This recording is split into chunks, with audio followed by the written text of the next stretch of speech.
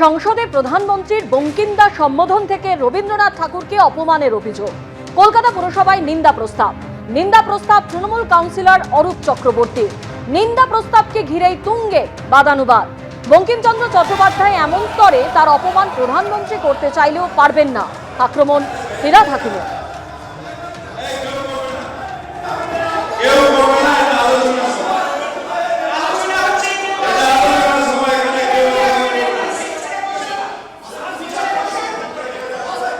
সরাসরি আমাদের প্রতিনিধি অর্ণব মুখোপাধ্যায় আমাদের সঙ্গে রয়েছেন। অর্ণব, আমরা সেই ছবি দেখতে পাচ্ছি যে কলকাতা পুরসভায় নিন্দা প্রস্তাবে একেবারে তুলকালাম পরিস্থিতি তৈরি হয়।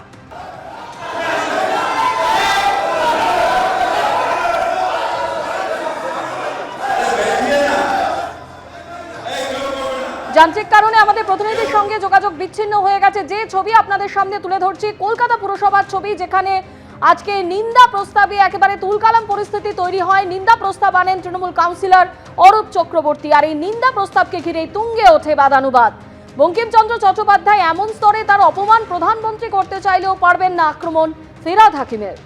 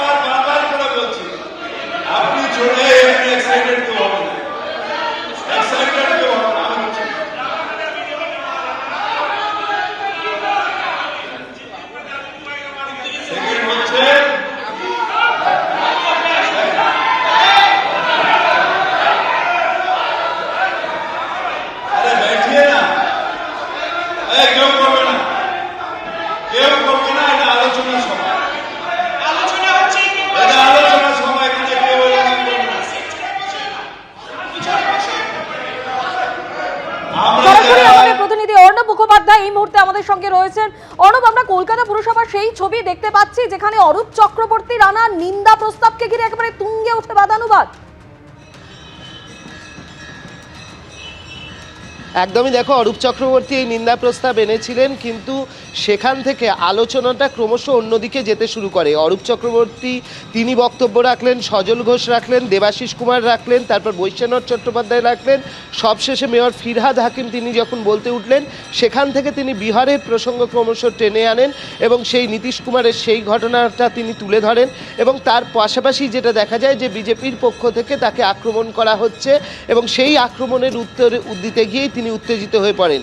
সজল ঘোষ তিনি এই আক্রমণ করেন এবং তার উত্তর দিতে গিয়ে কিন্তু মেয়র উত্তেজিত হয়ে পড়েন এবং তার পাশাপাশি জলের বোতল নিয়ে আসা হয় এবং তাকে শান্ত করার জন্য দেবাশিস কুমার চলে আসেন।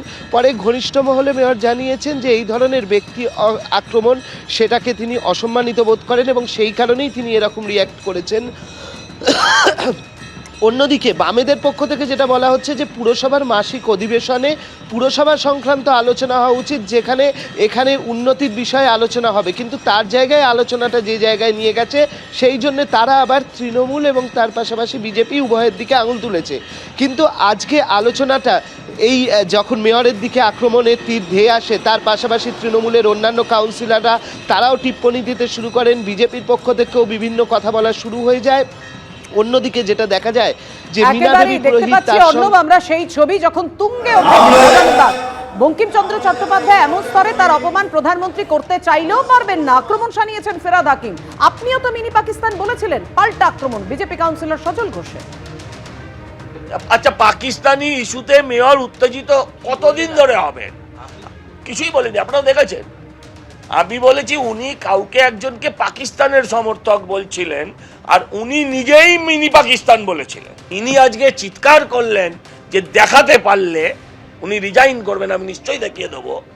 সেটা হচ্ছে মিনি পাকিস্তান শব্দটা উনি উচ্চারণ করেছিলেন। এই কর্পোরেশনের মেয়র তিনি কি করে বলতে পারেন যে অর্ধেক বাংলার মানুষ উর্দুতে কথা বলবেন? তিনি কি করে দাওয়াতে ইসলাম দিয়ে বলতে পারেন যে হিন্দু গর্ভে জন্মানো সেটা দুর্ভাগ্যের বিষয়? যদি কারোর হিজাব টানলে নরকে জায়গা হয়, তাহলে এই কথাটা বলার কারণেও মেয়রের স্বর্গে জায়গা হবে না।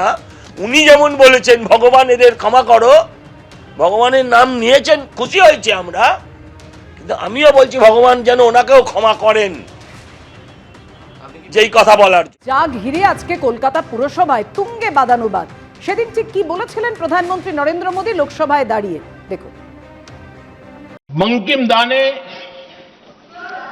जब वंदे मातरम की रचना, बहुत बड़ा स्वदेशी आंदोलन खड़ा हुआ। अंग्रेज समझ गए थे कि बंगाल की धरती से निकला बंकिम दा का ये भाव सूत्र।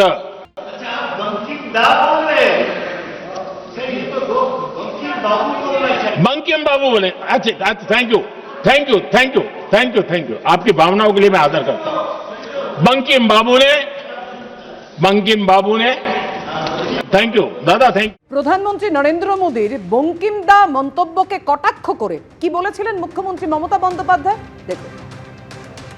কালকে বঙ্কিমচন্দ্র চট্টোপাধ্যায়কে বললেন বঙ্কিমদা, যেন মনে হচ্ছে হরিদা আর শ্যাম। বঙ্কিমচন্দ্র চট্টোপাধ্যায় যিনি ন্যাশনাল সং রচনা করেছিলেন, তাকে এইটুকু সম্মান দিলেন না?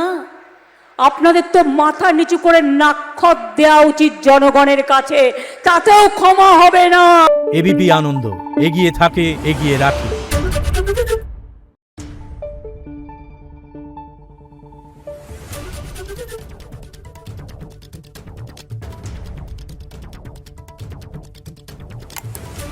Thank you.